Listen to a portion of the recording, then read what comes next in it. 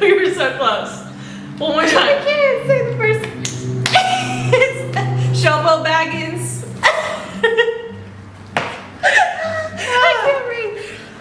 Okay. We almost had that one.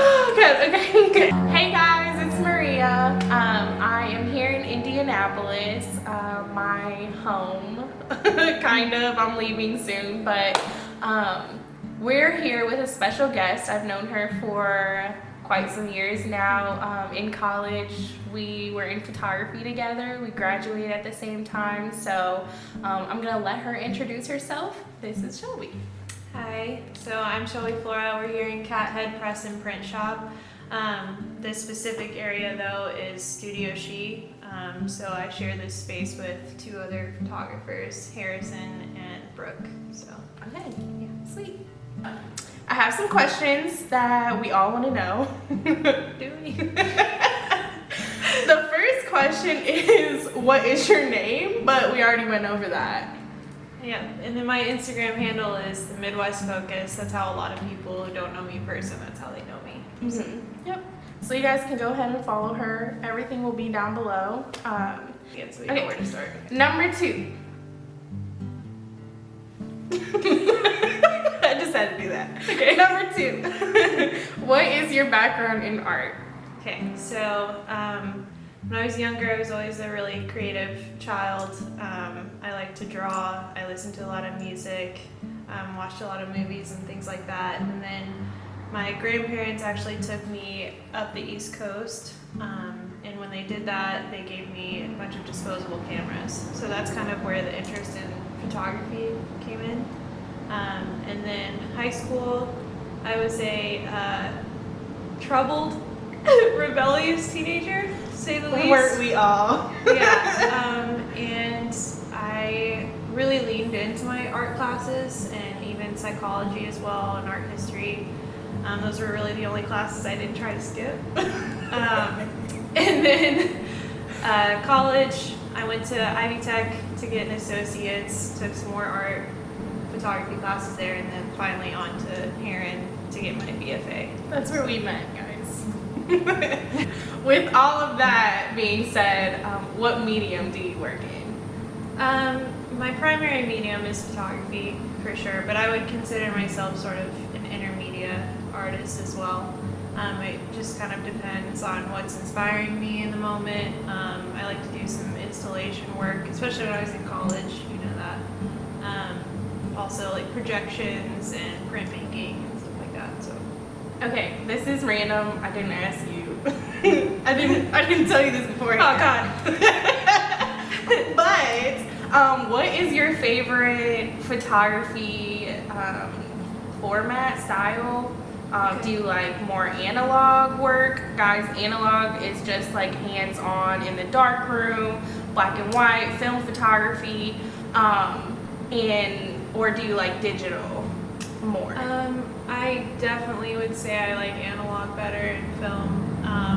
I like alternative processes and those things, but it's a little bit harder to access. It costs a little bit more money because you have to have chemicals and things like that, especially after I left college. I didn't have access to a dark room all the time, right. And that was really hard. And so right now I'm mainly working in digital, just again for lack of access.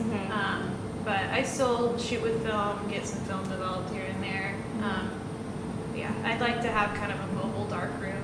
Same. Somewhat soon. Yeah, I really missed that part of college for real. Okay. Good one. Thanks. Off the dome. Yeah. Off the old dome. Cut that out. I'll leave that in. Yeah.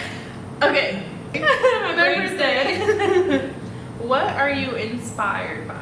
Like the why to your art? Okay, so this was the question I was dreading. Because anyone who knows me knows that I'm inspired by like literally everything. But I guess just, you know, the first few words that come to my head are nature, psychology, time, color, death. I know that sounds kind of morbid, but it is something that I think about often and shows itself in my work in various ways. Yeah. Yeah. And it's really pretty too. Like, just all of her work is just gorgeous, you guys, even the ones about death. So number 4 is, how do you work? Okay. So this is something I want to get better about how I work, and I feel we talked about this before, and I've talked about this with a lot of artists. I would love to be in some sort of routine where I blocked out time for myself, got my work done, and then, you know what I mean? But it just, a lot of times it just doesn't happen that way. I mean, a girl's got ADD. So I work when I get huge waves of inspiration, and then I work like crazy. I'll edit until I have migraines 4 or 5 o'clock in the morning, and then I don't touch my work for a few days to a week, you know. And some people can just like work on a schedule, and that's what makes them them. They're like very organized. That's who they are. That's not me. Yeah, that like we cannot change. not I'm me. the same way. We cannot change how we are or how we think or feel. Some days we just want to lay in bed all the time, and some days, you know, we have all the ideas at one time. Yeah. All right. Okay. So COVID. How has COVID affected my art? She just asked the question. Yeah. It's a lot. But so again, it's been kind of in waves. So there will be times where like I don't feel like making anything, just for the simple fact that there is so much going on. And then there's times where I'm really leaning into my art and I'm kind of using it as a coping mechanism. But I will say it's also, I've noticed a theme throughout the art that I have been working on, and it's been very simple and even minimalist in some ways. I'm not really working with any large concepts or large ideas right now because I'm finding comfort in simplicity, like I said. I mean, I'm doing weird shit too. Like I've been like wrapping books in linen and like painting baskets and stuff. I love that. I mean, but it's helping. Yeah. So Yeah, I love that. This is the last question, number 6. And then after this, we will go ahead and take a look at some of Shelby's artwork. She's gonna take us into her studio and just kind of show us step by step some of the things that she does. So, number 6, what role do you have as an artist in society?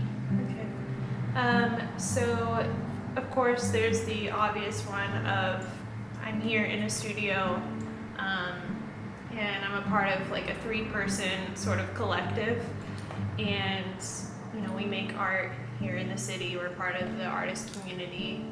But I think some of the other ways that I feel that I might fit in a role is, you know, just being a woman, being a female artist. I always want to be supportive of other female artists. I never want them to ever feel threatened by me because we have enough to deal with in the first place. Right. And then I'm also a person that, you know, I deal with depression and anxiety on a daily basis, and I think, you know, we're finally starting to get into these conversations about how that affects your art making, not only just you as a person.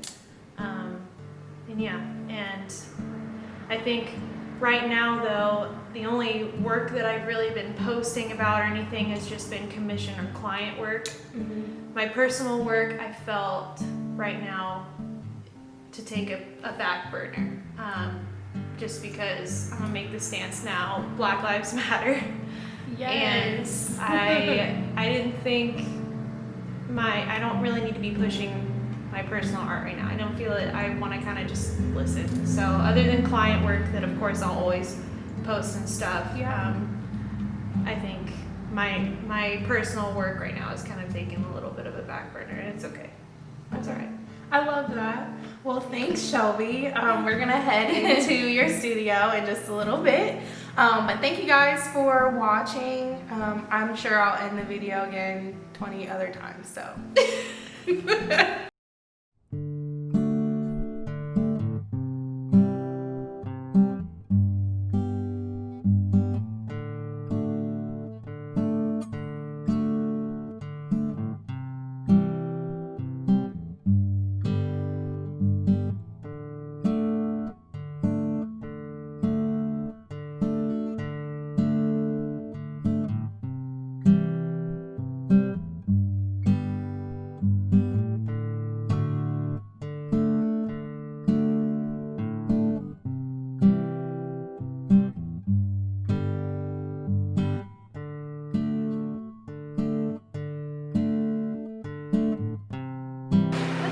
So it looks like I'm doing stuff.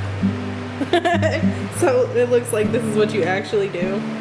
When it actually looks like my hair on top of my head and a disgusting bun, and I'm like. So this is how her work looks amazing. She drinks 5 shots of straight tequila. Casamigos. Perfect. Okay. I'm still finding it. I'm sorry. It's okay. So Shelby's looking for her work because she's not organized. Remember we said that in the interview, she's not organized. Okay, so I'm just gonna run through snippets of some of the things that I did in school really, really quickly. So this is kind of some portrait work. This is way back in 2015. I'll lift her up here. And then I did some like manipulation type of things. Let's see. More digital photographs. Those are like one of my favorites. Yeah, these I did both film and digital. This one here I actually printed on tintype before. That was really cool. Can you share with us like briefly like what tintype is?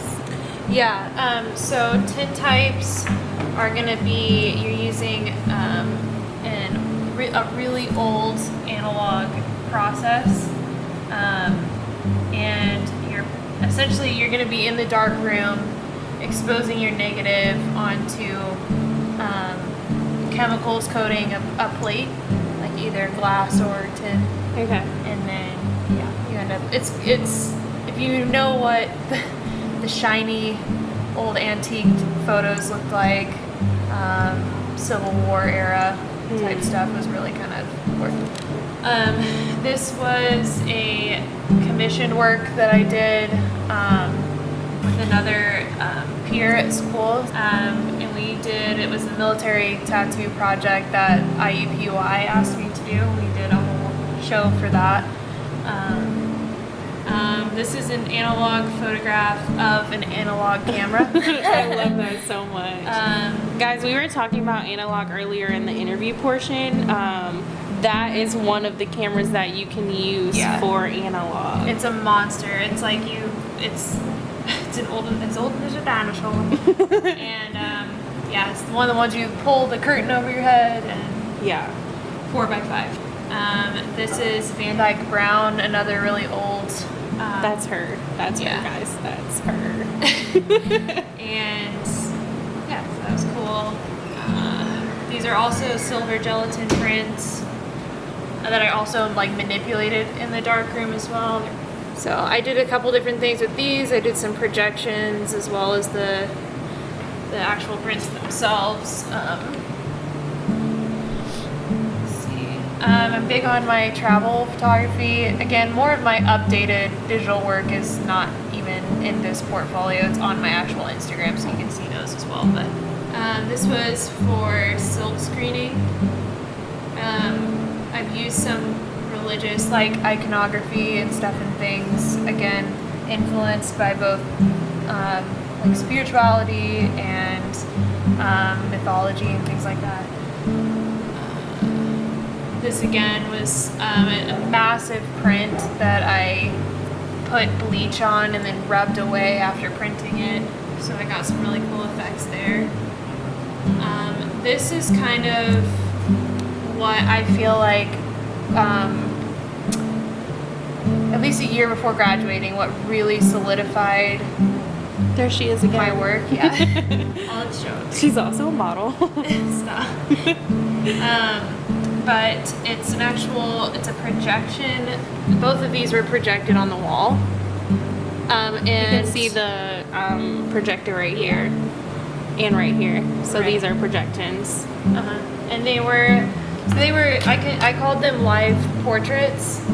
And I was really going through a lot of self-development at the time. And this is kind of to talk about, very, very briefly, time, death again, because it's not only the death of, for a lot of people, or at this day and age, I guess, the death of these sort of processes of printing and photographing, but it's also image death, I guess. And it looks like a glitch too. Yeah, breaking down of an image, what happens over the course of time to both analog and digital information, what happens when analog becomes digital, and that kind of stuff. So that's a very brief and scrambled way of describing what this was about. Zoom in so you guys Yeah. can see. Like, now we're gonna have you show us some of your recent work and just kind of show us like the process of that. First of all, can you tell us like what medium we're working with? Okay, so this is one relief printing. Okay, and what's that? So I know what it is, but yeah, I'll just show. It's easier to just show. Okay. So here's an example of one of the prints here, and I'll pull out the while she's doing that, so you guys can see up close. Look how pretty that is. This should have been more clear. And then this is the slice that it's printed from. So basically, what I do. You can see Yeah. what it is. So I got these from a man that I found. He works for a lumber company, and you know he had all these slices of beautiful wood and stuff like that. I mean, I have a huge cottonwood from him as well, and you know basically they were all going to go to waste after they've cut these trees down and stuff. So I got them off of him and decided I want to kind of breathe new life into them, I guess. I don't want to give myself that much credit, but yeah, so I take these slices, I sand them down. I have a belt sander. Sometimes I use like a hand sander as well. And that just gets all these like cut marks and things like that off. And then after that, I burn the shit out of it. And that's what helps to make the rigs a little bit more raised, things like that, so that I can actually print from it. And then I'll roll ink onto it and press my paper. I use like a, I forget what they're called. I was gonna say, do you use a machine to print on them, or did you just like By hand. Okay, and did you put the paper on top, or did you put the ink on top? I put the paper on top. So I'll take my wood slice, and then I press the paper onto it this way, and then press the ink into the paper. So I really like this one because it reminds me of a mushroom, like a sliced mushroom. Ooh, it does. Yeah. And you can see, it's nice to kind of see the actual slice itself next to the print. And then, so this is the framed piece here. And then the actual wood slice. And I'll bring that closer to you guys. Look at that. You can see the reflection of the lights, but that's cool. There you go. And then here's the actual wood slice for that right there. It's a little bit thicker than the other one. Yeah, and it's cool because each one is, since they're hand done, each one is a little bit different. So, what was the inspiration behind this project? So my own personal inspiration I'll kind of get into, but there's another artist that did this long before me, and his name is Brian Nash Gill. Yeah, he makes incredible wood relief prints. And then as far as my personal motivations or inspiration for doing this, it stems back to a lot of my childhood, and my connection with nature and always being outside and my love for animals and things like that.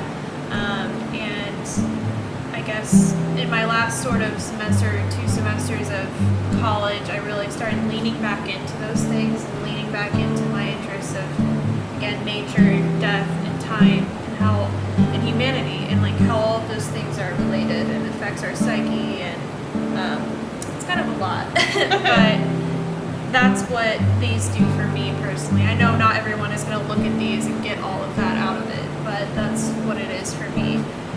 But yeah, this definitely honors you in this way. So I love that about it. Yeah, and my next print I'm hoping to make is actually from a tree that my grandparents had in their front yard for as long as I can remember, and I used to climb it and all these things. So like it has a sentimental value to me. They had to recently cut it down because of a storm and stuff like that. It was going to fall on their house.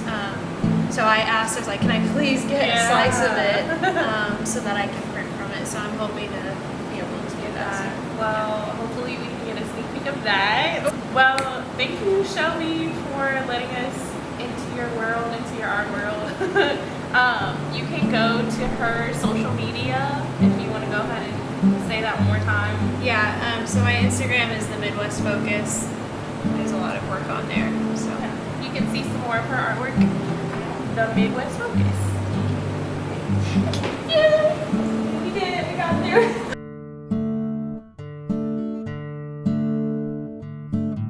See if I can hear you. So just talk a little bit, because the fan.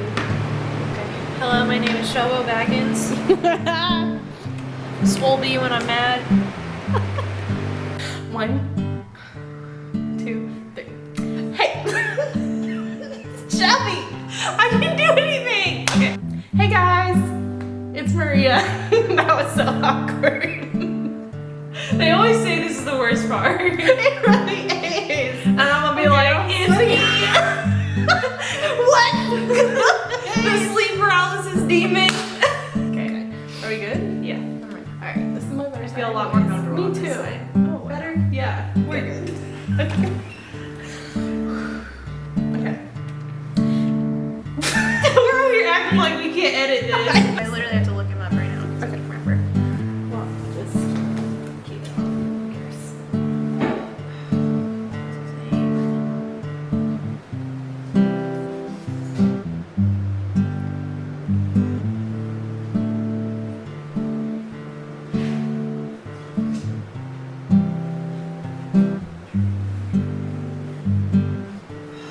That's gonna drive me nuts. I've said his name.